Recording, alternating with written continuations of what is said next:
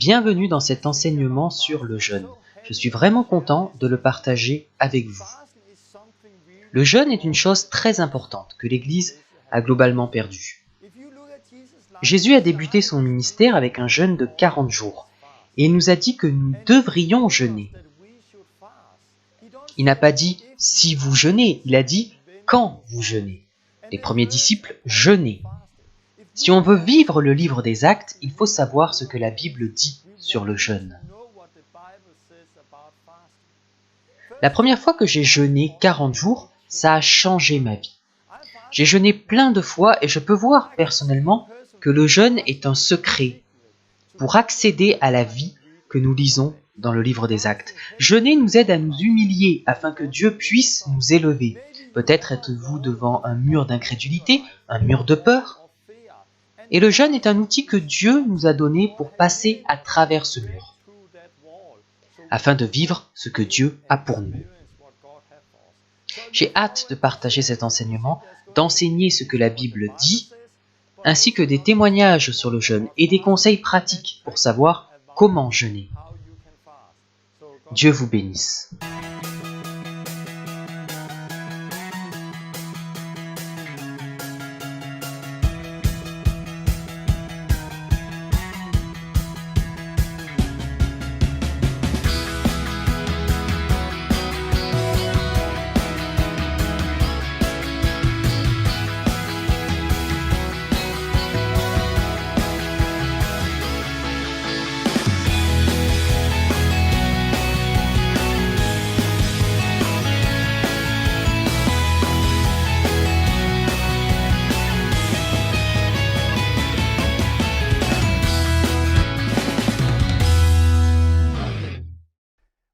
Bienvenue à la Pioneer School. Aujourd'hui, je vais parler d'un sujet que j'ai vraiment envie de partager. Je vais parler du jeûne. Le jeûne est une chose que nous avons pratiquement perdue dans les églises aujourd'hui. Beaucoup de chrétiens ne jeûnent pas et pourtant, c'est un secret très puissant. Si vous voulez entrer dans la vie que nous lisons dans le livre des Actes, si vous voulez être un disciple de Jésus et le suivre, le jeûne fait partie de cela. Si vous ne savez pas ce qu'est le jeûne, c'est s'abstenir de manger. C'est prendre du temps, heures, jours, semaines, des temps plus longs sans manger. Ça peut aussi être des temps plus courts sans manger ni boire. Je connais beaucoup de gens qui disent qu'ils jeûnent en s'abstenant de télévision ou d'autres choses. Ils prennent un mois sans regarder la télévision. Je pense que c'est une bonne chose, bien sûr, mais le jeûne biblique concerne la nourriture. Parfois, ni manger ni boire sur des périodes plus ou moins longues, dans le but de prendre ce temps pour chercher Dieu. C'est cela le vrai jeûne. Vous en saurez plus quand j'aurai terminé cet enseignement. Et vous verrez à quel point le jeûne est puissant. Je crois que cet enseignement sur le jeûne changera la vie de beaucoup. Car c'est un outil que Dieu nous a donné qui peut changer nos vies, nos églises, nos nations. Jeûner, c'est vraiment très important. Avant de commencer, je veux parler des nombreux témoignages que j'ai chaque jour. Comment Dieu travaille à travers la Pioneer School. De nouvelles personnes rejoignent la Pioneer School chaque jour. Je vous encourage, si vous connaissez des gens qui ont besoin de voir ça, alors parlez-leur de la Pioneer School et permettez-leur de la découvrir. J'ai reçu hier un email d'Allemagne, un court témoignage d'une personne qui m'a invité là-bas. Je vais le lire. Cher Torben, j'ai regardé la leçon 4 hier soir et mon mari était en train d'écouter dans le fond. Après quoi, il m'a demandé de le baptiser. Donc, à 22h30, on a rempli la baignoire et je l'ai baptisé.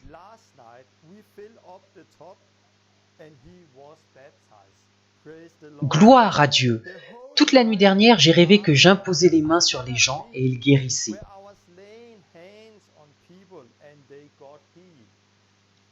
C'était tellement réel.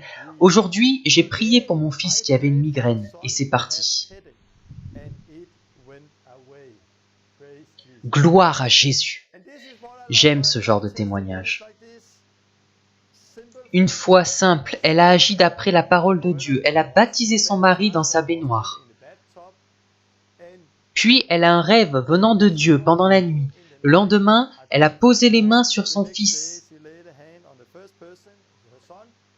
Il a été guéri et je sais que c'est seulement le commencement de quelque chose de nouveau. J'aime ce que Dieu fait partout dans le monde. Nous étions en Afrique du Sud et j'ai rencontré des gens qui suivaient la Pioneer School. Et ils ont beaucoup de témoignages à raconter. Ils étaient avec nous dans la rue pour un kickstart. C'était vraiment très fort. Ils avaient vu les 11 premières leçons de la Pioneer School en une semaine. J'aime ça. J'ai beaucoup de témoignages d'Afrique du Sud à vous raconter. Comme je veux prendre le temps et continuer avec l'enseignement sur le jeûne, j'ai fait une autre vidéo que vous pouvez voir sur le site, des témoignages d'Afrique du Sud.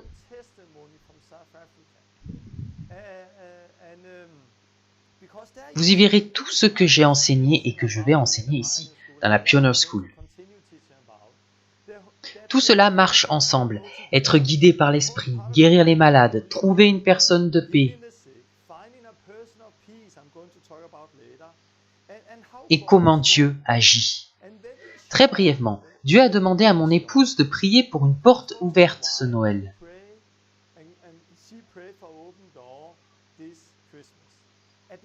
En même temps, quelqu'un en Afrique du Sud s'est senti poussé par Dieu de nous inviter.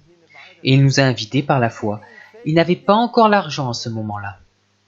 Mais il a agi en suivant la parole de Dieu et ce que Dieu lui avait dit. Quelques semaines plus tard, il a reçu de l'argent dans son entreprise.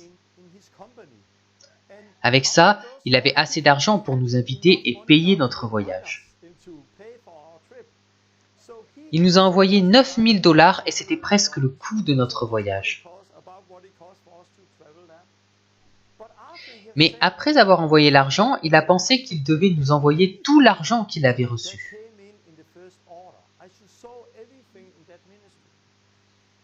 Puis il a compté ce que cela coûtait, ça faisait aussi 9 000 $. Il n'y avait que 2 $ de différence entre ce qu'il avait reçu et ce qu'il avait envoyé. Donc il était certain que c'était Dieu, le Saint-Esprit, qui l'avait guidé. Et depuis, Dieu l'a vraiment béni. Et les 6 derniers mois, son entreprise a fait plusieurs centaines de milliers de dollars. Des centaines de milliers de dollars. Dieu l'a béni. Quand nous sommes allés là-bas, il était déjà béni. Et il m'a dit aussi qu'il avait vu ma vidéo et qu'il voulait recevoir le baptême du Saint-Esprit. Il voulait parler en langue, mais il ne le pouvait pas. Nous avons discuté et alors il a soudain compris de quoi il s'agissait. On est allé prier pour lui dans une salle et le Saint-Esprit est descendu sur lui. Il a vu des mots dans une vision et en lisant ces mots, il parlait en langue. Et j'ai dit à cet homme, nous savions que Dieu nous avait envoyés. Je venais juste de parler d'être guidé par l'Esprit, donc je savais que nous avions été envoyés par Dieu. Donc j'ai dit à cet homme, je veux aller dans cet endroit.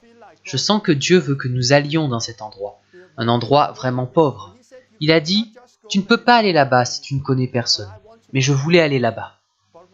Que s'est-il passé? Dieu a ouvert les portes. Le premier jour où nous sommes sortis, une femme avec des béquilles a été guérie. 7 mois plus tôt, elle avait eu un accident qui avait détruit son genou et elle a été guérie. Elle était en train de danser et elle a dit « J'ai un orphelinat, pouvez-vous y venir et prier pour les enfants ?» Et où vit-elle? Dans l'endroit où je voulais aller. Donc quelques jours après, on est allé là-bas, mais nous avions oublié son numéro de téléphone. Nous étions censés l'appeler en arrivant au commissariat. Comme nous n'avions pas le numéro, nous sommes allés au commissariat. On a commencé à parler avec les policiers, puis elle est arrivée. Les policiers savaient que l'on était des chrétiens et elle a parlé avec eux. Le chef de la police dit « Vous avez été envoyés par le ciel, venez !» Il nous a invités dans son bureau, nous a montré ce qu'il avait écrit quelques jours plus tôt. Et il dit « Nous avons besoin de voir Dieu agir dans ce quartier. Pouvez-vous prier pour nous ?» Donc soudainement, nous sommes au commissariat à prier pour le commissaire et pour les employés. Et il voulait que mon ami revienne plus tard prier pour les gens en prison. Dieu ouvre des portes incroyables. Nous sommes allés chez elle et c'était fantastique. Et il y avait un garçon de 4 ans qui ne parlait pas. Il a été guéri et a parlé pour la première fois. Et c'est exactement ce que j'ai enseigné et ce que je vais enseigner dans la Pioneer School.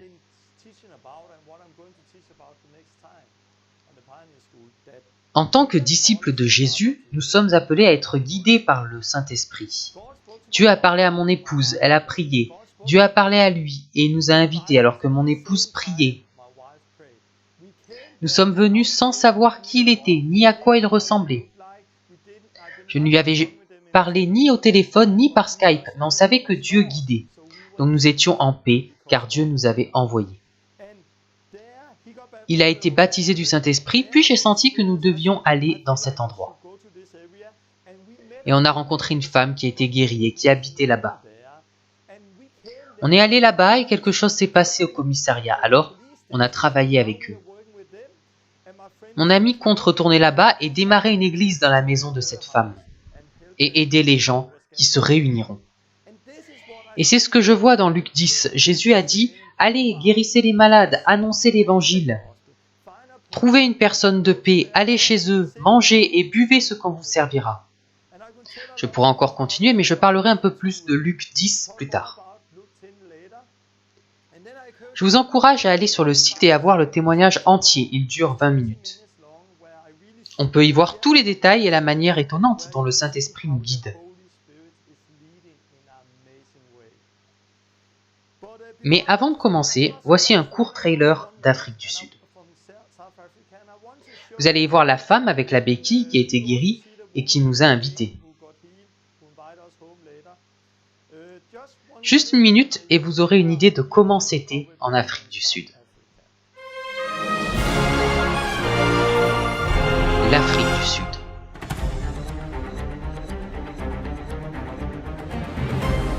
Du désert aux montagnes,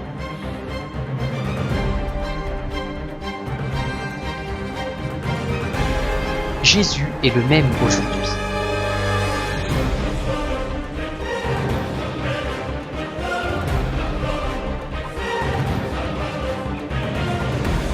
Apporter la joie aux gens. Et ce n'est qu'un début.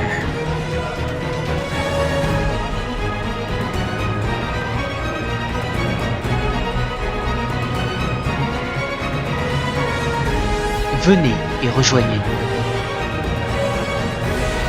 Nous attendons.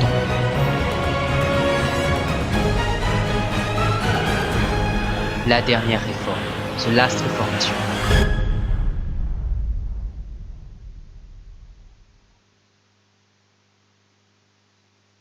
C'était l'Afrique du Sud et vous avez encore d'autres vidéos sur le site. Dieu fait des choses étonnantes partout dans le monde. Je suis impatient de voir ce que Dieu va faire à travers cet enseignement. Je vais prier. Dieu, merci pour ce que tu fais. Merci pour l'Afrique du Sud. Merci de ce que tu fais dans le monde entier. Merci pour les témoignages qui arrivent à travers la Pioneer School. Je prie pour cet enseignement sur le jeûne. Je te demande de me guider par ton Saint-Esprit pour que je dise ce que tu veux que je dise. Je prie pour ceux qui regardent cette vidéo, qu'ils voient ce que ta parole dit au sujet du jeûne. Ça va être une révélation pour eux, quelque chose qu'ils vont commencer à faire. Et ça va changer leur vie. Ça va être le début d'une chose nouvelle dans leur vie. De la même manière que ça l'a été pour moi. Je te prie de leur donner des yeux pour voir, des oreilles pour entendre. et un cœur pour recevoir tout ce que tu as pour nous aujourd'hui. Au nom de Jésus. Amen. Le jeûne. J'étais en Pologne il y a environ 2 ans. J'avais une série de meetings. Je racontais des témoignages et des rencontres. Un jour, je conduisais une voiture avec un gars. On allait dans une autre ville pour une réunion. Il était vraiment étonné de mes témoignages sur comment Dieu travaille par le Saint-Esprit, les guérisons et les conversions. Il était impressionné car il n'avait jamais rien entendu de tel avant. Dans la voiture, il m'a demandé « Torben, c'est quoi le secret? Pourquoi tu vis toutes ces choses? Quel est le secret ?» J'étais un peu surpris par la question. Je ne pensais pas qu'il y avait un secret. C'est Jésus qui fait tout ça. Il a dit « Non, quel est le secret? Il n'y a pas de secret. Ok, mais que fais-tu de différent par rapport aux autres chrétiens ?» Et lorsqu'il m'a posé cette question, soudain ça m'est venu. Le jeûne. Et j'ai vu que, par rapport aux gens que je connais et à ce qui se fait au Danemark, ici, il est normal de ne pas jeûner, ou seulement un jour par-ci, par-là. Et moi, j'ai jeûné 40 jours, j'ai jeûné 20 jours, j'ai beaucoup jeûné. C'est devenu clair pour moi que le jeûne est un grand secret, même dans ma vie.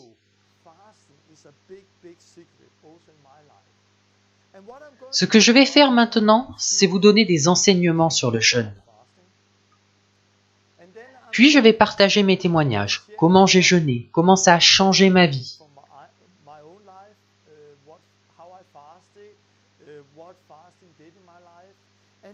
Puis je donnerai des conseils pratiques pour jeûner, parce que j'ai vu que jeûner était le secret de ma vie.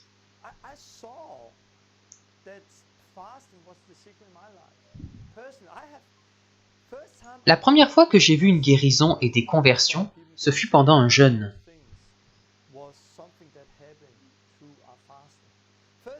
La première fois que j'ai été guidé puissamment par le Saint-Esprit, ce fut pendant un jeûne. La première fois que j'ai eu un rêve puissant par lequel Dieu m'a guidé, ce fut pendant un jeûne. J'ai pu voir que dans ma vie, il y avait des périodes où je ne parvenais pas à faire une percée. Alors j'ai jeûné, il y a eu une percée, et je suis arrivé à un autre niveau. Puis j'ai continué, j'ai encore jeûné, et je suis arrivé à un nouveau stade. Donc le jeûne, c'est vraiment puissant. Mais que dit la Bible sur le jeûne? Je veux commencer par une chose dont j'ai un peu parlé dans les leçons 5 et 6. Quand je parlais de comment guérir les malades. Dans Matthieu 17, on demande aux disciples de Jésus de chasser un démon d'un homme.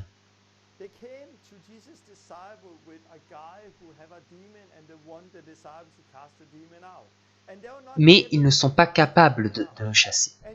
Alors Jésus vient et réprimande vraiment ses disciples, puis délivre cette personne. Il lui demande après, « Pourquoi n'avons-nous pas pu chasser ce démon ?» Et Jésus dit, « C'est à cause de votre incrédulité. » Matthieu 17, 20. Il continue en disant, « Si vous aviez de la foi, rien ne vous serait impossible. » Ils n'ont donc pas pu chasser le démon à cause de leur incrédulité. Et il ajoute cela, « Cette sorte de démon ne sort que par la prière et par le jeûne. » Il y a beaucoup d'incompréhension sur ce passage, car beaucoup pensent que c'était le démon qui ne pouvait pas sortir sans prière et jeûne.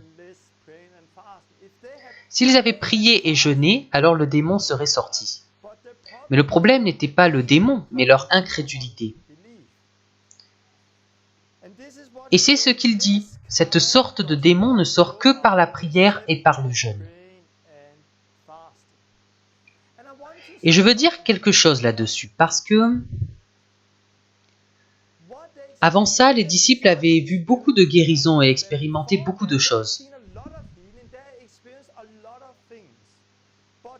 Et là, ils se sont heurtés à un mur. un mur d'incrédulité. Ils avaient la foi pour d'autres choses, car ils avaient vu beaucoup de miracles. Mais à ce moment-là, ils ont expérimenté l'incrédulité, peut-être aussi la peur. Ils étaient à un stade où ils ne parvenaient pas à percer. Et là, Jésus dit, cette sorte-là, cette peur, cette incrédulité, ne sort pas sans prier et jeûner. Et j'ai vu cela dans ma propre vie. Dans ma vie, j'ai très souvent traversé des périodes où j'ai rencontré un mur.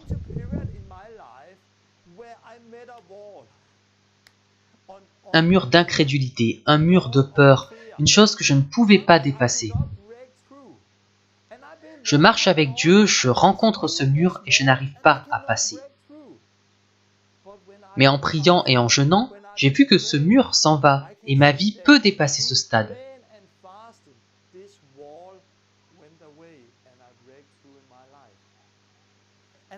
Et j'ai vu cela souvent dans ma vie. La première fois que j'ai jeûné, je n'avais jamais guéri de malade, jamais chassé de démons, jamais mené quelqu'un à Christ. Je n'avais jamais expérimenté ces choses-là et je n'avais personne pour me montrer.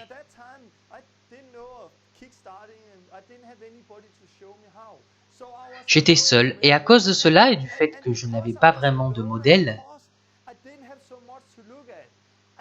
j'avais un grand mur juste devant moi.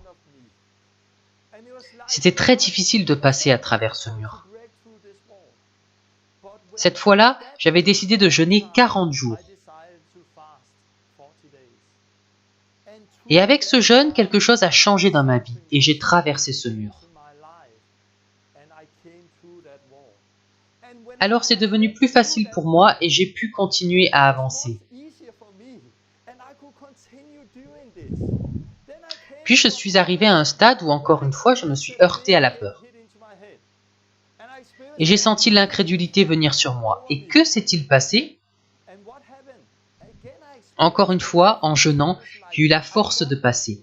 La peur et l'incrédulité sont partis. Soudain, j'avais la foi simple et j'étais capable de percer. Donc je crois que le jeûne est une chose importante pour nous, pour voir des percées dans notre vie. Et c'est ce dont Jésus parle ici. Il y a tellement plus à dire sur le jeûne. Une chose importante, c'est que le jeûne est en rapport avec ceci. L'orgueil.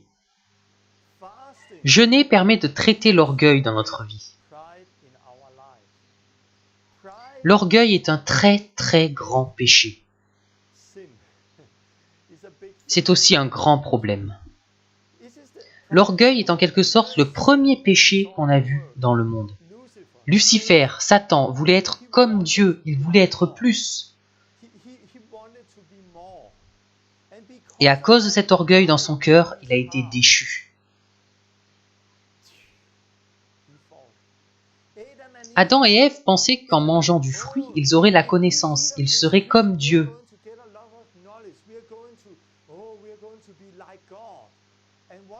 Qu'est-ce que c'était? De l'orgueil. Et que s'est-il passé? La tour de Babel. Vous pouvez regarder à travers l'histoire. Saül, David, il y a tellement d'exemples dans la parole de Dieu où le gros problème, le gros péché est l'orgueil. Et jeûner est important quand vous voulez dépasser votre orgueil. Et je pense que l'orgueil est une chose que tout le monde a besoin de traiter. Jésus a dit beaucoup de choses sur l'orgueil. Sur le fait d'être humble et de ne pas s'exalter soi-même. Il dit ici, « Quiconque s'élèvera sera abaissé, et quiconque s'abaissera sera élevé. »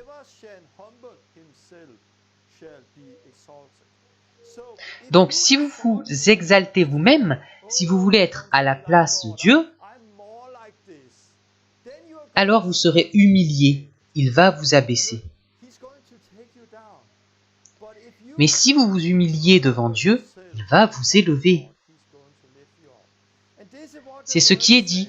Quiconque s'élèvera sera abaissé, et quiconque s'abaissera sera élevé. Matthieu 23, 12. Et c'est ce qu'on voit avec Satan, Lucifer, et ce qu'on voit avec Jésus.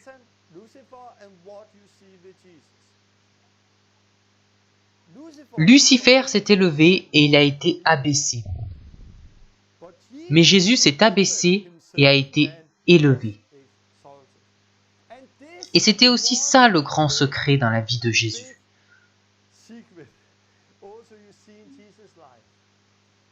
Jésus était un homme humble. Il n'était pas plein d'orgueil. Il s'est humilié devant Dieu et devant les hommes. Et pour cette raison, il a été élevé. On peut lire cela dans Philippiens 2, 5. Ayez en vous les sentiments qui étaient en Jésus-Christ, lequel, existant en forme de Dieu, n'a point regardé comme une proie à arracher d'être égal à Dieu, mais est devenu semblable aux hommes. Il s'est humilié lui-même, se rendant obéissant jusqu'à la mort, même jusqu'à la mort de la croix. Donc, qu'a fait Jésus? Il s'est humilié lui-même et a fait preuve d'obéissance. C'est pourquoi aussi Dieu l'a souverainement élevé et lui a donné le nom qui est au-dessus de tout nom.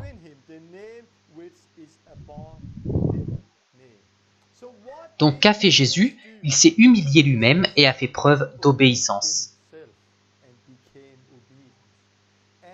Et c'est pourquoi Dieu l'a élevé à la plus haute place et lui a donné le nom qui est au-dessus de tout nom.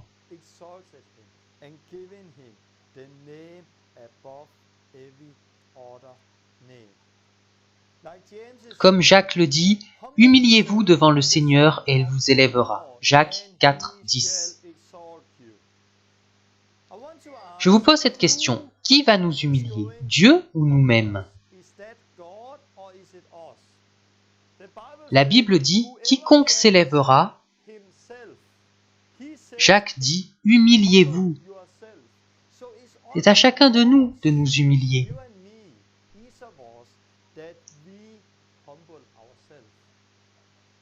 Et quand on s'humilie devant Dieu, il nous élève. Dans le psaume 35, 13, David dit « J'humiliai mon âme par le jeûne ».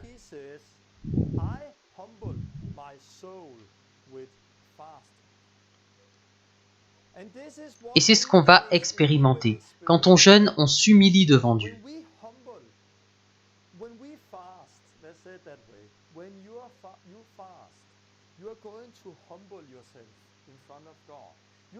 Vous allez humilier votre âme et alors Dieu va vous élever. Il va vous élever. C'est vraiment important. J'ai vécu beaucoup de choses étonnantes. J'ai beaucoup de témoignages étonnants. Je suis juste émerveillé de ce que Dieu fait partout dans le monde, notamment par ce ministère. Ayant vécu tant de choses, quel pourrait être mon problème? L'orgueil. L'orgueil est un grand problème. Beaucoup de gens ont des problèmes avec l'orgueil. Si vous avez constamment des réponses positives, vous pouvez devenir orgueilleux. Mais je ne vois pas l'orgueil comme un grand problème dans ma vie. Parce que le jeûne m'aide à m'humilier. Ça m'a aidé à comprendre que je devais dépendre de Dieu et c'est lui qui œuvre, pas moi. Et à chaque meeting, tout le monde dit la même chose. Torben, tu es juste comme nous. Tu ne fais pas du grand spectacle. Je t'ai vu à la télévision et je pensais que tu étais extraordinaire. Mais en fait, tu es comme nous. Et j'aime entendre cela. Mais ce n'est pas toujours ce que nous voyons. Les gens deviennent orgueilleux et arrogants. Ils changent. Ils commencent dans l'esprit et finissent dans la chair. Et le problème a souvent un rapport avec ces choses. Mais quand je jeûne, je deviens vraiment humble parce qu'en jeûnant, je deviens faible. Je deviens vraiment faible. Faible dans mon âme, faible dans ma chair. Oui, je deviens fort dans mon esprit, mais je deviens faible. Et grâce à ça, ce n'est pas moi qui suis glorifié, mais c'est Dieu qui l'est à travers moi. Car dans ma chair, il n'y a rien de bon. Je ne peux rien faire, c'est tout par l'esprit. Donc le jeûne est vraiment important pour traiter l'orgueil. C'est à nous de jeûner pour nous occuper de notre orgueil. De nous humilier nous-mêmes devant Dieu pour qu'il puisse nous élever. Une autre chose avec le jeûne, il dit là, « J'humiliais mon âme par le jeûne ». Il y a un rapport avec l'âme. Je vais parler de l'âme.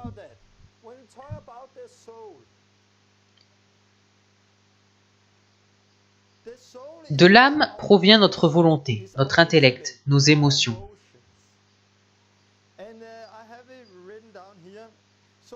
Donc l'âme, c'est la volonté. Je ferai cela, je veux faire ça. L'âme, c'est l'intellect, je pense. L'âme, c'est l'émotion, je ressens. C'est vraiment intéressant parce que, en tant que disciples de Jésus-Christ, nous ne devrions pas vivre par cela. Par je veux, je pense, je ressens. Mais très souvent, c'est ce qui sort de la bouche des gens. Je. Je ne veux pas faire ceci, mais je veux faire cela. Mais qu'est-ce que Dieu veut? Oh, je pense que nous devrions faire cela. Qu'est-ce que Dieu pense? Je sens que... Mais qu'est-ce que Dieu sent?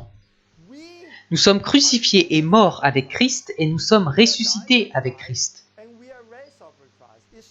Ce n'est plus moi qui vis, mais Christ qui vit en moi. Ce n'est plus je veux, je pense que, je sens que. Ce qui est important désormais, c'est ce que Dieu pense. Dieu dit que ce qu'on veut n'est pas important. Ce qu'on pense n'est pas important. Ce qu'on ressent n'est pas important. Mais la plupart des chrétiens aujourd'hui vivent par cela. Le jeûne permet de traiter ces choses-là parce que quand vous jeûnez,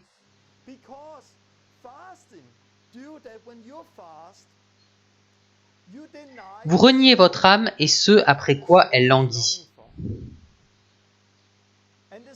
Et l'âme pleure et crie, « Donne-moi à manger, j'ai faim !» Mais vous apprenez à votre âme à faire silence et à obéir. Comme David le disait, « Mon âme bénit l'Éternel ». Il commandait à son âme d'adorer Dieu. Il prenait les commandes de son âme. Et personnellement, mon âme veut faire beaucoup de choses. Mais à travers le jeûne, je renie mon âme et ce qu'elle veut faire. Et elle doit apprendre à obéir à la volonté de l'Esprit de Dieu qui est en moi.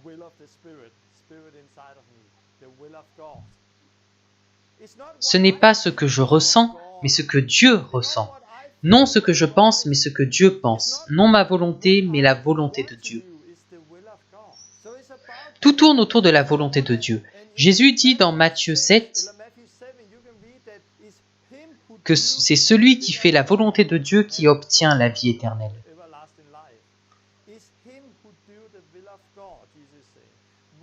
Ce qui est important, c'est la volonté de Dieu. Le jeûne est très puissant. Nous avons l'âme, l'esprit et le corps. Avec le jeûne, je renie mon corps et ses désirs.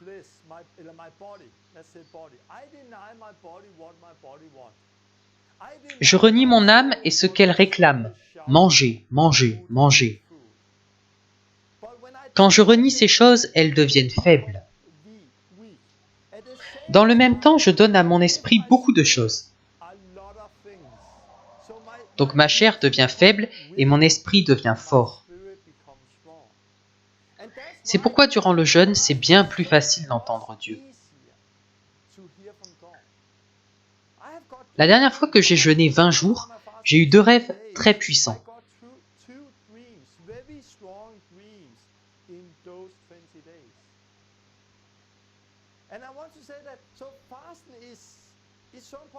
Je vais vous raconter un rêve. Récemment, pendant un jeûne de 20 jours, j'ai eu 2 rêves.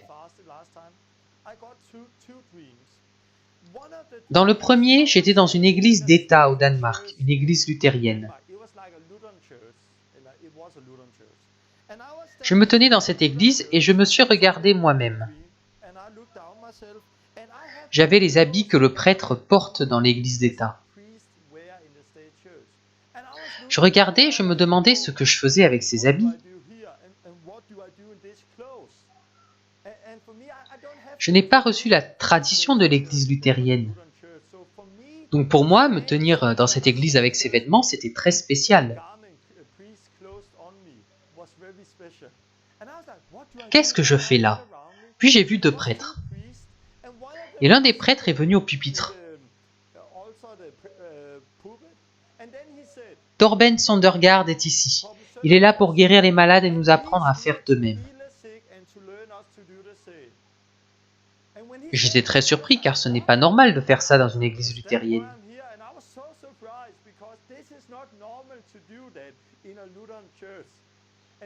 Et le prêtre dit « Torben, viens ici ».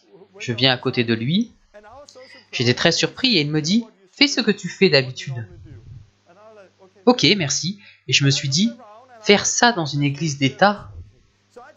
Donc j'ai imaginé que j'étais en mission en essayant d'oublier où j'étais. J'ai prié pour les gens qui ont été guéris. Puis j'ai entendu un bruit derrière moi. Il y avait là 2 prêtres. L'un d'entre eux guérissait un malade et l'autre chassait un démon. En me retournant pour regarder, je me suis réveillé. C'était vraiment puissant et je savais que ça venait de Dieu. C'était Dieu qui m'avait donné ce rêve. Ce n'était pas juste un simple rêve, ça venait de Dieu. Plus tard, j'étais avec mes amis et je leur ai dit « Hé, Dieu m'a donné un rêve cette nuit ». Je leur ai raconté et dit que je n'étais pas certain de la signification. Peut-être est-ce une image, alors prions et attendons Dieu. Alors nous avons prié et attendu Dieu. 1 heure plus tard, je reçois un email d'un prêtre luthérien à l'autre bout du Danemark qui m'a écrit « Salut Torben, peux-tu venir ce samedi et nous apprendre à guérir les malades ?» Quand j'ai vu cela, j'ai su que ça correspondait exactement au rêve. C'était intéressant parce que le vendredi et le samedi, j'y avais prévu autre chose. Et samedi n'était pas un bon jour, mais mon épouse m'a dit « Hé, ça vient de Dieu, alors tu dois y aller. » Je savais que je devais dire oui car j'avais eu ce rêve. Et quand j'ai parlé avec le prêtre, il était très excité, car ils s'étaient réunis la semaine précédente pour parler de comment être guidé par le Saint-Esprit car ils voulaient plus de cela. Et ils voulaient la guérison, alors ils ont senti qu'ils devaient me contacter. Et la même nuit, Dieu m'a donné un rêve pour me dire d'aller là-bas. J'y suis allé, le prêtre a prié pour la première personne qui a été guérie, il a été kickstarté. J'y suis retourné plusieurs fois depuis et beaucoup de choses se passent là-bas maintenant. Vous voyez, le Saint-Esprit m'a donné un rêve puissant. C'était l'un des 2 rêves que j'ai eus durant ce jeûne. Le jeûne crée un lieu où il est facile d'entendre Dieu et laisser la parole vous changer. Parce que vous reniez votre âme et votre corps. Et vous nourrissez votre esprit. Ces choses deviennent faibles et l'esprit devient fort. Et alors vous pouvez percer ce mur. Il n'est pas simple de le traverser, mais quand vous jeûnez, vous devenez faible, mais l'esprit devient fort, et alors vous pouvez percer. Le jeûne est donc une chose très importante. On va continuer. Comme toute autre chose, il faut commencer en regardant à Jésus. Commencez par regarder à Jésus et aux premiers disciples. Chaque fois que ça concerne la théologie ou la vie chrétienne pratique, commencez toujours en regardant à Jésus, puis regardez aux premiers disciples. Et comment ils ont procédé.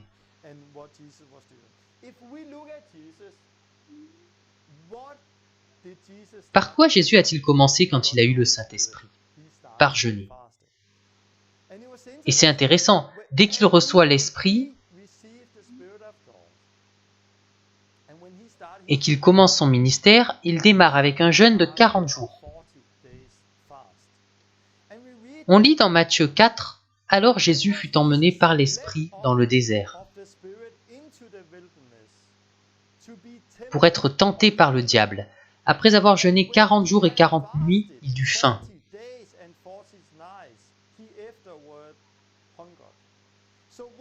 Que lit-on ici? Jésus a reçu le Saint-Esprit. Et le Saint-Esprit était celui qui l'a guidé dans le jeûne, dans le désert où il a jeûné 40 jours et 40 nuits. Là, il a été tenté par Satan, et la première chose par laquelle il a été tenté, c'était ses besoins. Les besoins de son corps, les désirs de son âme. Voilà des pierres, prie seulement que Dieu les transforme en pain et tu pourras les manger. Mais il a répondu, l'homme ne vivra pas de pain seulement, mais de toute parole qui sort de la bouche de Dieu. Il a été tenté. Son âme, son corps voulaient du pain. Mais il a renié ce désir, car ce n'était pas ce que Dieu voulait de lui. Il voulait de lui qu'il jeûne, qu'il le recherche. Il a été guidé par le Saint-Esprit dans ce jeûne. Et on lit qu'en sortant de ce jeûne, il était rempli de la puissance du Saint-Esprit. Donc, il y est allé guidé par le Saint-Esprit et en est sorti dans la puissance du Saint-Esprit. Et personnellement, c'est ce que j'ai vécu la première fois que j'ai jeûné. Pour mon cas, ça a été la même chose. Je n'avais jamais vu la puissance de Dieu. J'ai commencé à chercher Dieu car je voulais l'avoir. Et l'Esprit m'a guidé dans un jeûne de 40 jours dans lequel Dieu a fait beaucoup de choses. Et quand je suis sorti de ce jeûne de 40 jours, je marchais dans la puissance du Saint-Esprit. Quelque chose avait changé dans ma vie. Je me suis humilié devant Dieu. Et il m'a élevé. J'ai renié mes désirs, donc c'est devenu facile pour l'Esprit de prendre le dessus.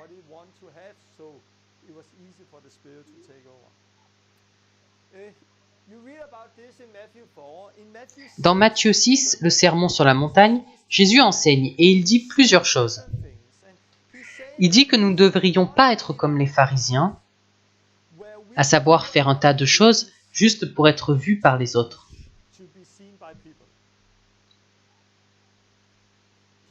Il parle de donner. Il dit « Ne donnez pas à la vue de tout le monde.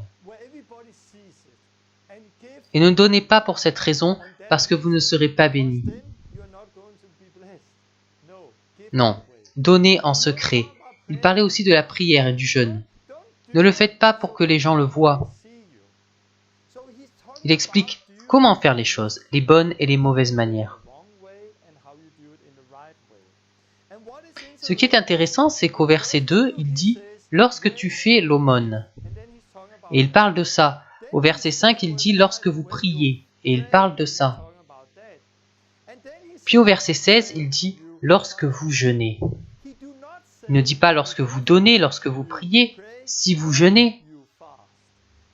Non, il dit « Lorsque vous donnez »,« Lorsque vous priez »,« Lorsque vous jeûnez ». Si vous rencontrez un disciple de Jésus qui ne prie pas,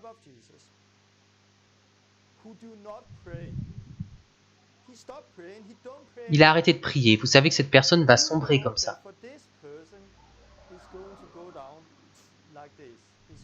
Il va dégringoler, parce que vous ne pouvez pas être un disciple de Jésus sans prier. Et on s'attend à ce qu'un disciple de Jésus soit quelqu'un qui prie. On s'attend à ce qu'un disciple de Jésus soit quelqu'un qui donne. C'est difficile pour les riches d'entrer dans le royaume de Dieu. Car tout ce qu'on possède appartient à Dieu. Et si vous ne faites qu'amasser et amasser, alors quelque chose cloche dans votre cœur. Jésus n'est pas votre Seigneur, Dieu non plus. Mammon est votre Seigneur. Oui, vous pouvez être riche et avoir de l'argent. Mais alors vous aurez toujours à donner et vous serez une personne qui donne beaucoup. Nous sommes tous appelés à donner, que nous ayons beaucoup ou peu. En tant que disciples de Jésus, nous sommes appelés à donner. Peut-être devriez-vous prier et donner 1 000 $ à telle personne, ou 10 000 $ à tel ministère, donner à des personnes de l'Église en difficulté. Nous sommes appelés à donner. Donner devrait faire partie de notre vie. Comme la personne qui a semé la première graine ici, de sorte que nous avons pu venir. Et Dieu l'a béni. Mais c'est un homme humble.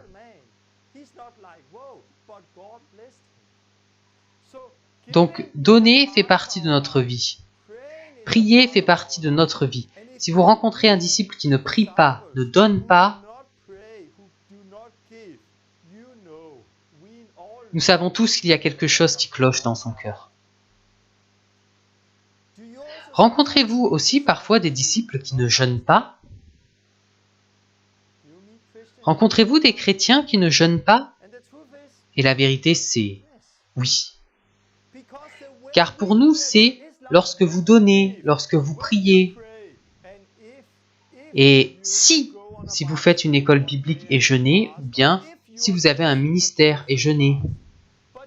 Mais ce n'est pas seulement pour les ministres, c'est pour tout le monde. Il dit que notre Seigneur Jésus attend de nous que nous donnions. Il s'attend à ce que nous prions, et il s'attend à ce que nous jeûnions. Et c'est pourquoi il dit, lorsque vous donnez, lorsque vous priez, et lorsque vous jeûnez. On est censé jeûner. Jésus s'attend à ce que nous jeûnions. C'est intéressant de voir que durant mon parcours et mes premières années dans l'Église,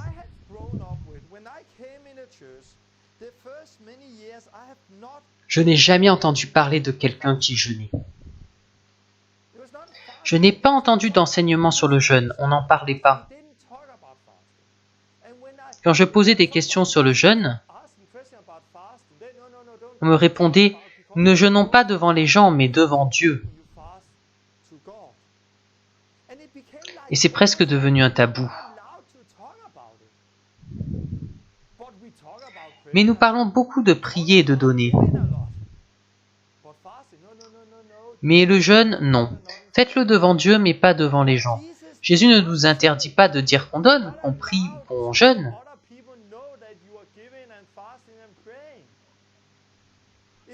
Si je veux donner beaucoup d'argent, j'ai besoin d'en parler avec mon épouse, car nous décidons ensemble. Je ne peux pas jeûner 20 ou 40 jours sans le dire, car je perds du poids. Et les gens demandent « Torben est malade ?» Mon épouse doit répondre « Non, il jeûne. » Ah ok, on a eu peur. Quand je jeûne, je dois aussi aller aux dîners de famille et aux anniversaires. Et je n'y mange pas, donc les gens savent que je jeûne.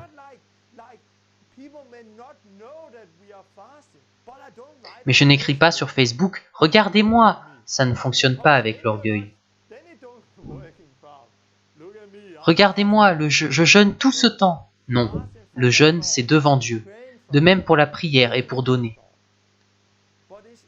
Jésus ne dit pas que nous ne devrions pas en parler. Mais c'est ce que j'ai vécu. On m'a dit de ne pas en parler. Car il ne faut pas le faire devant les gens. À cause de ça, personne n'enseigne à ce sujet. Et du coup, les gens ne jeûnent pas. Et pourtant, on parle beaucoup de donner, de prier. mais pas de jeûner. Si c'est bien ce que Jésus a dit, alors nous ne devrions pas parler de donner ni de prier. En Luc 5, Jésus parle aussi du jeûne. Des gens lui ont posé une question à ce sujet. Les disciples de Jean et les pharisiens jeûnaient. Mais à ce moment, les disciples de Jésus ne jeûnaient pas. Ils mangeaient et buvaient. Et Jésus leur parle au sujet de l'époux. Jésus est l'époux et il leur dit « Pouvez-vous faire jeûner les amis de l'époux pendant que l'époux est avec eux ? Les jours viendront où l'époux leur sera enlevé, alors ils jeûneront en ces jours-là. » Luc 5, 35. Que disait donc Jésus ? Oui, les disciples de Jean jeûnent. Les disciples des pharisiens jeûnent, mais ces disciples ne jeûnent pas pour le moment, parce qu'ils sont avec Dieu, avec Jésus. Mais il viendra un jour où Jésus partira. Et ce jour-là, ils jeûneront. Et quel est ce jour ? Ce jour, c'est maintenant. Jésus est aux cieux, à la droite de Dieu. Donc maintenant, Jésus, l'époux, nous a été retiré, et maintenant nous jeûnons. Et un jour il reviendra, et nous serons avec lui. Quand Jésus parle du jeûne à ses disciples, il ne leur dit pas « si vous jeûnez », mais « lorsque vous jeûnez ». On va continuer en regardant les premiers disciples, et voir s'ils jeûnaient vraiment comme Jésus le demandait. On lit dans le livre des Actes qu'ils jeûnaient. Les premiers disciples jeûnaient.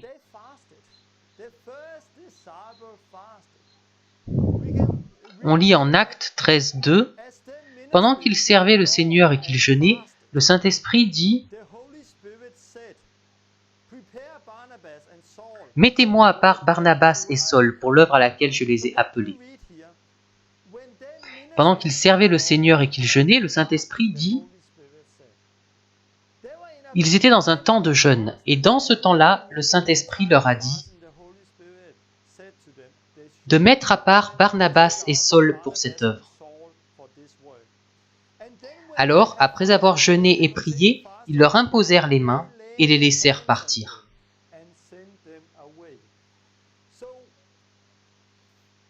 La dernière fois, j'ai parlé de comment être guidé par le Saint-Esprit. Et on a vu que le Saint-Esprit était une part importante de l'Église primitive. Mais c'était aussi le cas pour le jeûne. C'est quand ils ont jeûné que le Saint-Esprit leur a parlé. Et c'est suite à ce jeûne qu'ils imposent les mains et les envoient. Le jeûne était une chose importante. Lorsque Paul raconte sa vie, ce qui fait de lui un vrai apôtre,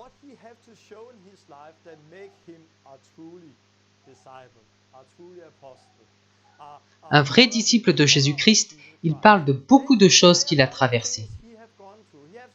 Il a une longue liste de choses qu'il a traversées, qui font vraiment de lui un disciple de Jésus. Et à 2 endroits dans 2 Corinthiens, il en parle. Au chapitre 6, verset 5, « Sous les coups, dans les prisons, dans les troubles, dans les travaux, dans l'éveil et dans les jeûnes. » En 11, 27, il dit « À la faim et à la soif, à des jeûnes multipliés, au froid et à la nudité. » On voit ici que le jeûne est quelque chose que Paul faisait. Dans le jeûne, il jeûnait souvent. Il utilise aussi le jeûne comme exemple pour montrer aux autres qu'il était un vrai disciple de Jésus-Christ. Le jeûne faisait donc partie de la vie de Paul et des premiers disciples. Mais on peut aussi le voir dans l'Ancien Testament. Dans le livre d'Esther, par exemple, c'était une femme juive qui est devenue reine. Et Aman voulait tuer les Juifs et Mardoché, donc il a fait construire une potence pour y pendre Mardoché. Mais qu'ont fait les Juifs? Ils ont jeûné et grâce à ça, la situation s'est inversée. Donc Haman, qui avait bâti une potence pour pendre Mardochée et qui voulait tuer tous les Juifs, fut pendu à la place de Mardochée. Mardochée et tous les Juifs survécurent. Et on lit dans le livre d'Esther, « Va, rassemble tous les Juifs qui se trouvent à Suse et jeûnez pour moi, sans manger ni boire pendant 3 jours, ni la nuit ni le jour. » Esther 4, 16. C'est un exemple dans l'Ancien Testament où on voit que le jeûne change tout. Dans le livre du prophète Jonas, à Ninive, le roi ordonna à la population de jeûner et tout changea complètement. Donc le jeûne était très important dans l'Ancien Testament. Le jeûne est une chose qui change et sauve les personnes et même les nations.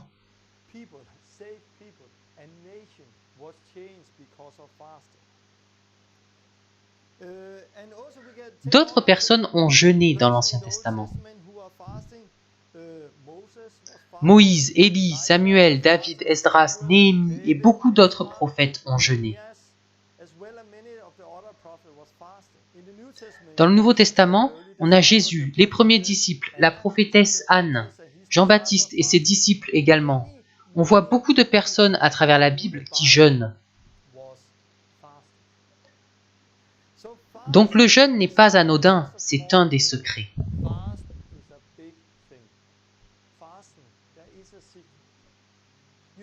Lisons 2 Chroniques 7, 14. Si mon peuple sur qui est invoqué mon nom s'humilie, comment? Par le jeûne. J'ai humilié mon âme par le jeûne. Prie et cherche ma face, et s'il se détourne de ses mauvaises voies, je l'exaucerai des cieux, je lui pardonnerai son péché et je guérirai son pays. Et c'est ce qu'on voit à travers l'Ancien Testament. Les gens s'humilient en jeûnant et en priant. Ils se détournent de leurs mauvaises actions et Dieu guérit leur pays. Donc j'espère que vous comprenez à quel point le jeûne est important. Ok, comment ai-je jeûné? Je n'ai pas eu de grande expérience avant d'avoir jeûné 40 jours. J'avais essayé de jeûner avant ça, à l'école biblique. C'était plusieurs années auparavant, j'étais jeune dans la foi. Nous avons essayé de jeûner quelques jours, mais seulement parce qu'il fallait le faire. Ce ne fut pas une bonne expérience, je n'en ai rien retiré d'intéressant. Seulement une grande faim. Mais des années plus tard, j'étais frustré par ma vie. Ma vie était si loin de ce qu'on lit dans la Bible. Je ne voyais pas de guérison, pas de délivrance. Je n'étais pas guidé par le Saint-Esprit. Un jour, je lisais dans l'évangile de Luc le figuier qui ne portait pas de fruits. Il est resté 3 ans sans porter de fruits, et alors Jésus a dit une chose radicale. Le chef du jardin voulait couper le figuier, car il ne portait pas de fruits.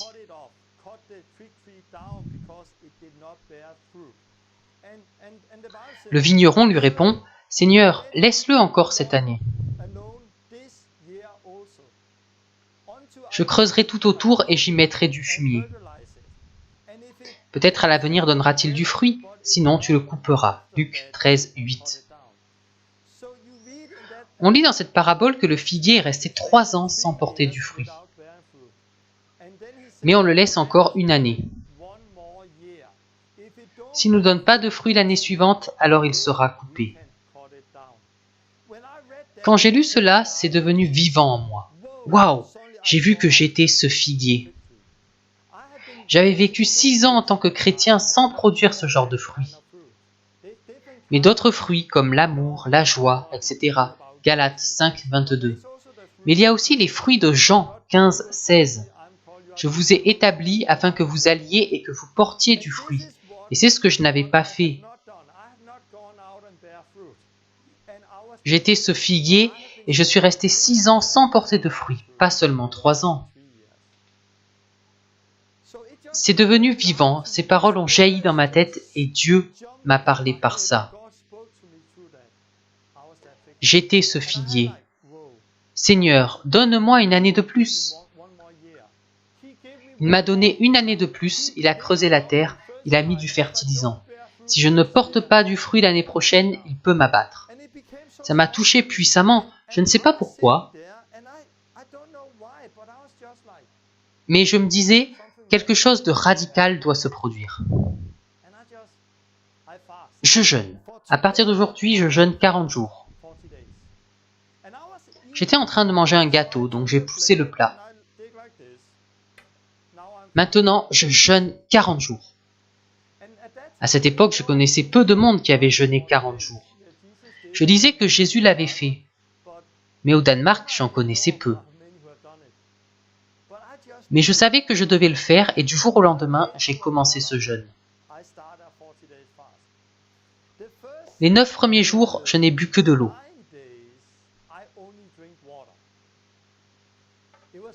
Honnêtement, c'était vraiment très difficile.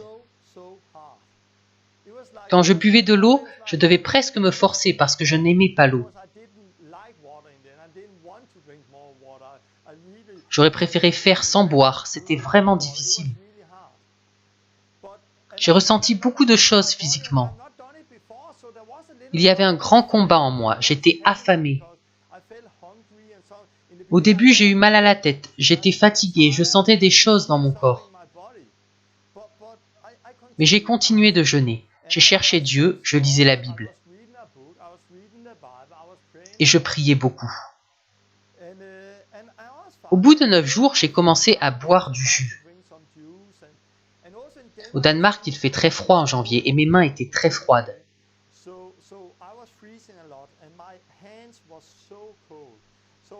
J'ai donc commencé à boire du chocolat chaud pour me réchauffer le corps. Voilà comment j'ai jeûné.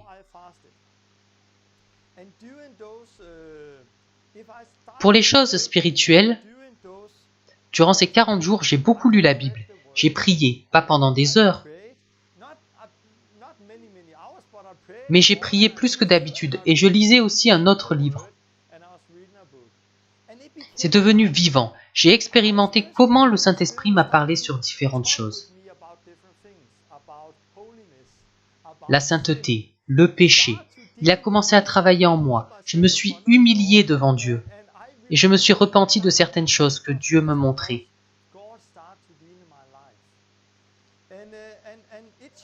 Ça a complètement changé ma vie. Dieu m'a parlé et j'ai écrit ce livre, Saine Doctrine. Vous pouvez l'acheter sur Amazon ou sur le site thelastreformation.com. Dieu m'a donné ce livre. C'est une sorte de témoignage de ce jeûne de 40 jours. De comment Dieu m'a donné un chapitre par jour en 2 semaines. Et comment ça a changé ma vie. Tout ce que je fais aujourd'hui a commencé avec ce jeûne. Je veux aussi parler d'autres choses qui ont été changées dans ma vie. C'était dur.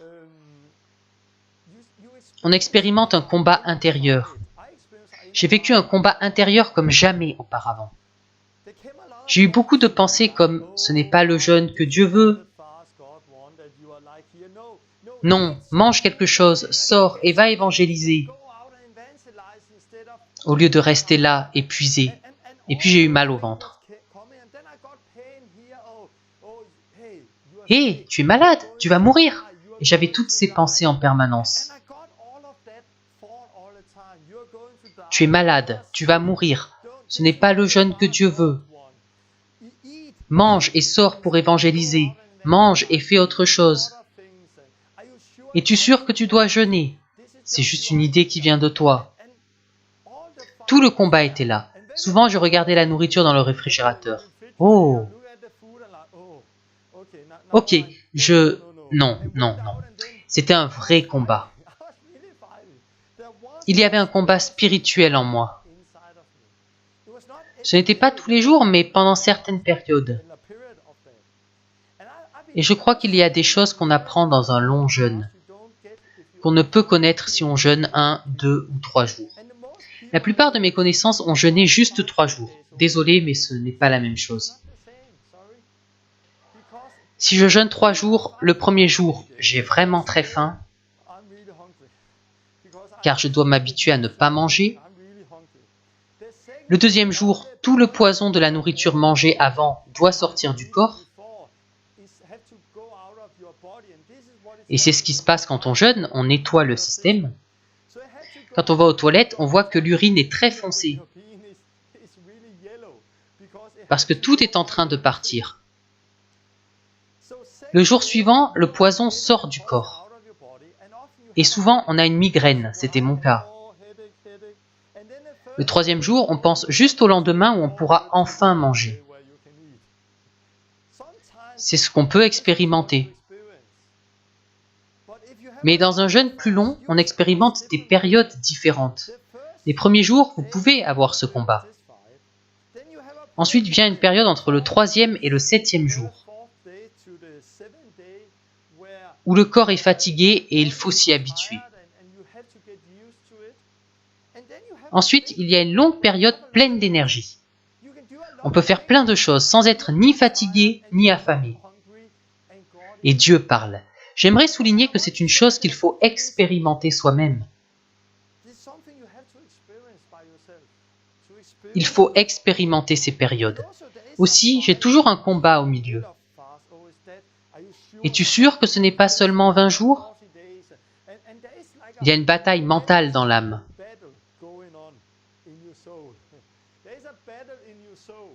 Et il faut prendre la décision. Non, ce n'est pas ce que je veux ou ce que je ressens, c'est la volonté de Dieu. À travers le jeûne, on s'humilie, comme je l'ai dit. Mais on apprend aussi à maîtriser son âme. On apprend à être fort et on gagne en caractère. Et on apprend à renier les aspirations de l'âme et à vivre par l'esprit. Parce qu'on apprend à connaître comment ça marche. Ça marche aussi avec la tentation. On sait que Satan est un menteur. Il ne fait que nous tenter. Quand on jeûne, on pense à ce qu'on fera après le jeûne. Je veux aller manger ici et puis là-bas. On imagine des choses qu'on veut manger. C'est souvent ce qui m'arrive.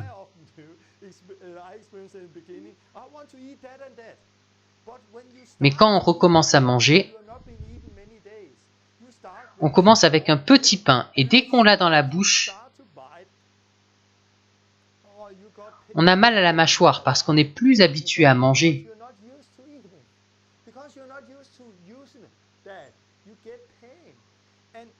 Et vous n'avez plus de goût parce que vous n'avez rien goûté pendant des semaines. La nourriture n'a pas le goût habituel et on est rempli parce que l'estomac n'est plus habitué. Et après un pain, on est complètement plein. Et alors on n'a plus envie d'aller ici et là. Et c'est comme ça que marche le péché. Il paraît avoir si bon goût, il paraît si beau. Mais une fois qu'on y a goûté, burk, on m'a menti. C'était bon quelques secondes, mais qu'est-ce que j'ai fait? On voit que le péché est un piège. Le jeûne m'aide aussi à vaincre le péché, à vivre par l'esprit et non par l'âme. Voilà ce que j'ai appris par ce jeûne. Le jeûne suivant était beaucoup plus facile, car je n'avais pas la même peur, je savais ce qui allait se passer. C'était vraiment plus facile. La dernière fois que j'ai jeûné 40 jours, les derniers jours, je traversais une crise à cette époque. J'étais devant un mur. Je traversais une grave crise. Vous pouvez le lire dans mon livre The Last Reformation. Et le dernier jour, j'ai entendu Dieu me parler très clairement. Va dans cette ville. Ça faisait très longtemps que je n'avais pas entendu sa voix. Je suis allé dans cette ville et j'ai demandé « Pourquoi suis-je ici? Que veux-tu que je fasse ?» Et j'ai rencontré quelqu'un qui a été guéri et qui m'a dit qu'il avait prié lundi, mardi, mercredi. « Dieu, envoie Torben pour qu'il prie et que je sois guéri. » Et je dis, Dieu m'a parlé. J'y suis allé et il a été guéri. À ce moment, j'ai eu une idée de ce que c'est d'être guidé par l'Esprit. Et à partir de là, nos vies ont commencé à changer. Nous sommes sortis de la crise. Et Dieu nous a parlé encore et encore. Donc pour ma part, la première fois, j'ai jeûné 40 jours et j'ai passé un mur. Et j'ai eu les guérisons, les délivrances, etc. Une autre fois, je traversais une grave crise. Je ne pouvais pas traverser ce mur, je ne pouvais rien voir d'autre. Si Dieu n'intervenait pas, je me sentais mourir. Je voulais presque mourir tellement c'était dur. Mais j'ai vu une percée dans ma vie en jeûnant. J'ai aussi essayé de jeûner 7 et 20 jours. C'est là que j'ai eu un rêve. Un jour, Dieu m'a parlé à travers le livre d'Esther. Et j'ai pris 3 jours sans manger ni boire. Ce fut aussi un jeûne puissant, car Dieu me l'avait inspiré. Normalement, il faut boire beaucoup quand on jeûne. Mais cette fois-ci, je n'ai eu aucune migraine, ni aucun autre problème. Je n'ai juste rien mangé ni bu pendant 3 jours. C'était vraiment puissant. J'ai reçu une réponse à une prière le premier jour, une autre le deuxième jour, pareil le troisième jour, avec aussi une puissante prophétie. Ces 3 jours furent parmi les jeûnes les plus puissants que j'ai vécus. Le jeûne est important et je voudrais apporter quelques conseils pratiques. Et je me répète, je ne jeûne pas pour m'amuser. Et je ne pense pas que vous devriez jeûner juste pour le plaisir, parce que ce n'est pas amusant de jeûner. Je pense qu'on devrait chercher Dieu. Ne pas dire « Dieu, si tu veux que je jeûne, mais comment dois-je jeûner ?» Comme on dit « Comment dois-je prier ?» ou « Comment dois-je utiliser mon argent ?» Que dois-je faire de ma vie? Comment dois-je jeûner? Et alors, faites ce que vous sentez. Il y a différentes durées dans la Bible. 21, 3, 40 jours. Peut-être pouvez-vous jeûner 1 jour ou 2 par semaine, comme les pharisiens. Ils jeûnaient le lundi et le jeudi. Ils jeûnaient 2 jours par semaine. Et je sais que beaucoup de pasteurs à travers l'histoire ont jeûné 1 jour par semaine. Passons aux choses pratiques. Mon épouse est choquée que je puisse jeûner car j'aime vraiment manger. J'aime les bonbons, le chocolat, le coca. Je bois et je mange beaucoup de sucreries. Elle est surprise car j'ai du mal à m'en passer.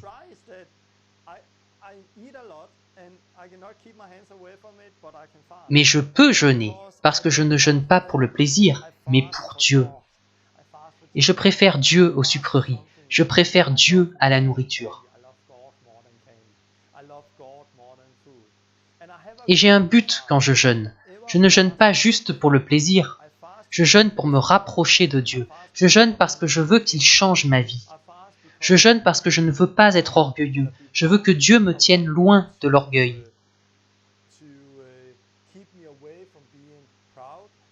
Je veux vivre humblement, obéir à Dieu, le servir. Je veux faire les bons choix. Je jeûne pour toutes ces raisons. Quand on jeûne, c'est comme pour Jésus dans le désert. Nous serons tentés, ça fait partie de nous. Avoir des idées comme recommencer à manger, faire ceci et cela. Il y a eu des jeûnes où j'ai recommencé à manger. J'ai aussi essayé de jeûner 40 jours sans y parvenir. Et quand on s'arrête, alors on continue à chercher Dieu. Ne vous arrêtez pas là, mais apprenez, cherchez Dieu et réessayez.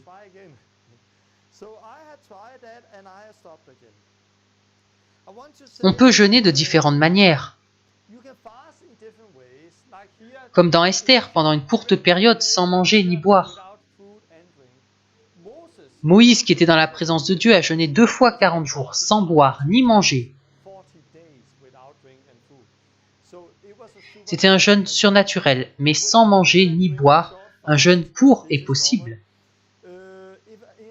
Pour un jeûne plus long, Il est bien de ne pas consommer trop de café ou de viande les jours précédant le jeûne.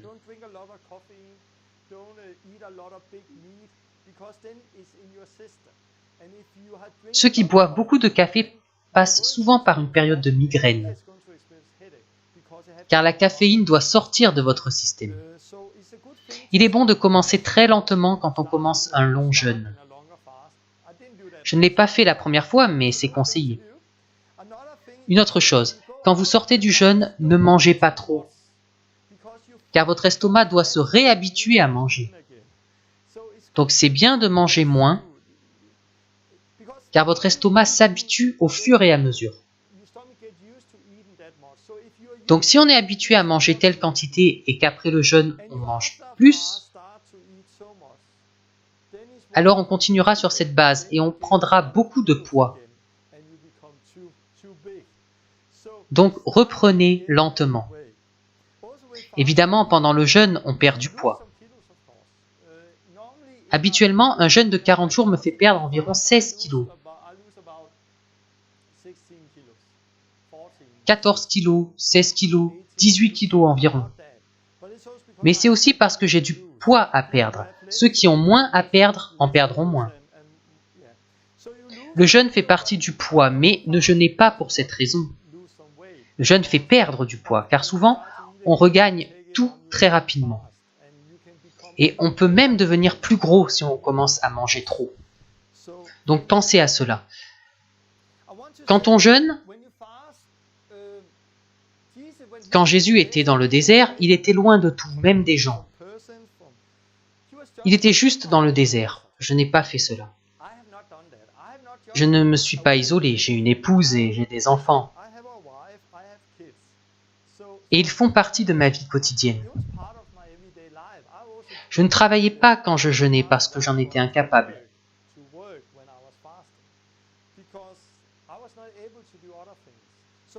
Donc je préparais le petit déjeuner et le dîner pour les enfants.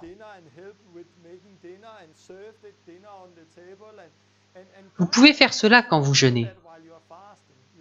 Vous pouvez jeûner et prendre soin de votre famille en même temps. Parfois, quand je jeûnais, je dînais avec ma famille. J'avais juste un verre d'eau ou de jus et j'étais avec eux. Car c'est un moment idéal pour parler en famille. D'autres fois, je sortais pour prier. Cela dépendait des jours. C'est une chose que vous devez voir avec votre conjoint, votre famille.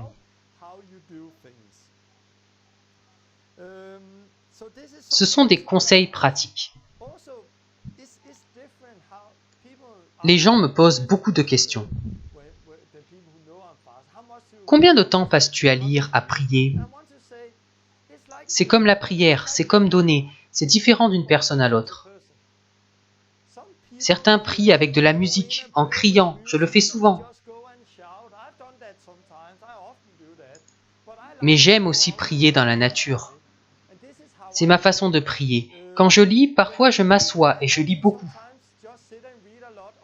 D'autres fois, j'écoute la Bible avec mon téléphone et d'autres fois, je fais différemment. Ça dépend des fois. La manière de prier et de donner change d'une personne à l'autre. Et la manière de jeûner change aussi d'une personne à l'autre. Peut-être que vous pouvez partir de chez vous quelques semaines sans parler à personne et jeûner. Peut-être que vous avez un travail et une maison et que vous ferez autre chose. La manière de faire, c'est une chose que vous devez fixer avec Dieu. Donc demandez à Dieu, dois-je jeûner? Non, pas ça. Je sais que tu m'appelles à jeûner. Quand dois-je jeûner? Comment dois-je jeûner? Aide-moi. Et puis jeûnez avec Dieu. Parlez-lui de cela. Voyez comment il vous guide. Et à quel point cela devient une expérience puissante dans votre vie. Voilà ce que je voulais dire sur le jeûne. Il y a eu beaucoup d'informations. Pour résumer rapidement, le jeûne est en rapport avec l'orgueil. Ça empêche de devenir orgueilleux. Le jeûne nous fait nous humilier devant Dieu, de sorte qu'il puisse nous élever. Le jeûne a un rapport avec notre âme. On renie les désirs de notre âme et de notre corps. Ils deviennent faibles et on devient fort. Alors on peut percer les murs dans nos vies. Le jeûne aide aussi à voir comment fonctionne l'âme et la tentation. Comment dire non à la tentation? Comment mourir pour vivre pour Christ? Jésus jeûnait et disait « Lorsque vous donnez, lorsque vous priez, lorsque vous jeûnez ». Les premiers disciples ont jeûné. Le jeûne a été très important dans tout l'Ancien Testament. Le jeûne est très important quand on est disciple de Jésus-Christ. Différentes choses se passent dans votre corps. Et si vous voulez, vous pouvez aller chercher des informations à ce sujet sur Internet. Car il est bon de savoir que ce que vous allez vivre n'est pas dangereux. Par exemple, quand j'ai un hoquet, ça fait très mal au thorax. Ça fait très mal parce que l'estomac est vide, mais ce n'est pas dangereux. Mais bien sûr, il faut écouter son corps et ne rien faire de stupide. Mais en même temps, il faut écouter le Saint-Esprit. Et voyez la puissance, expérimentez le combat, voyez comment ça change votre vie et comment vous percez, et entrez dans une vie où le jeûne fait partie de la vie normale d'un disciple. Voilà pour le jeûne, j'espère que vous en avez retiré quelque chose. Je vais prier pour vous et puis terminer. Seigneur, je te remercie pour cet enseignement tellement important, je te demande que cela vienne dans l'Église. Nous en avons besoin, l'Église en a besoin. Seigneur, nous avons besoin de nous humilier devant toi, pour que tu puisses nous élever, nous exalter. Nous ne voulons pas vivre par notre âme, mais nous voulons vivre par ta volonté. Faire ce que tu nous as appelés à faire. Aide-nous à jeûner. Aide-nous à entrer dans cette vie que nous lisons dans ta parole. Aide-nous à comprendre ce qu'est le jeûne. Je prie pour tous ceux qui écoutent. Tu vas leur parler et tu vas mettre cela dans leur cœur pour qu'ils commencent à entrer dans cette vie et voir combien le jeûne est fantastique. Que ça change nos vies. Viens avec ton Saint-Esprit et travaille en nous. Au nom de Jésus. Amen. Dieu vous bénisse. J'ai hâte de la prochaine fois. Je ne sais pas encore exactement ce que ce sera. Je vais prier et demander à Dieu de quoi il veut que je parle. Au revoir.